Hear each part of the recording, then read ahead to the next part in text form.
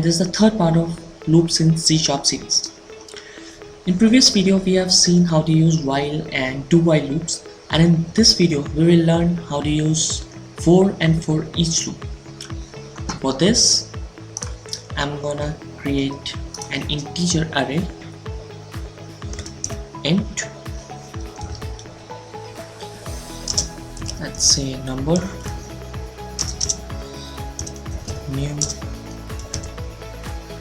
int, and the size of array, let me take 3. And now the first element, and let's say it 100. The second element, sorry,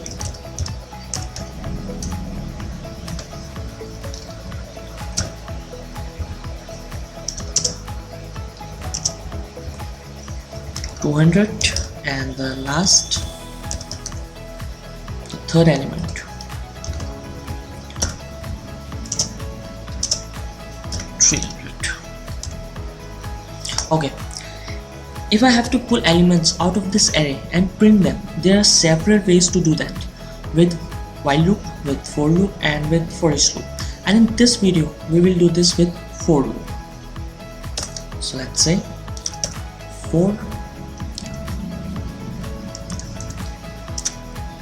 int j is equal to 0. This is initialization. J is less than number dot length. This is condition check, and j plus plus. This is increment of j. And to print this, console dot write line number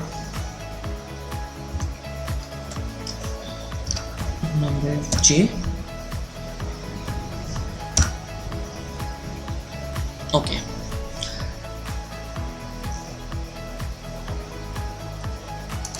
so we are doing the initialization, condition check, and incrementation with for loop.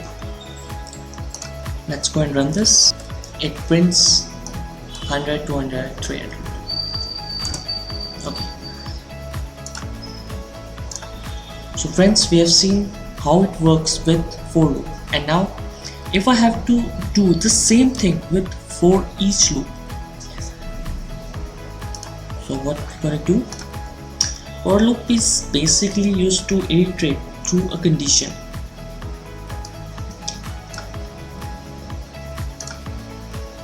Okay, let me comment this.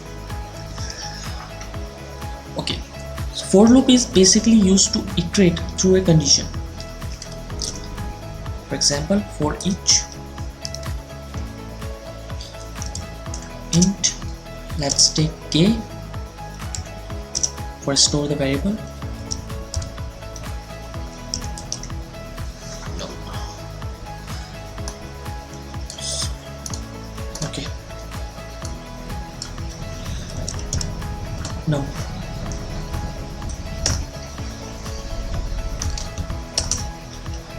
And for print this, console dot write line,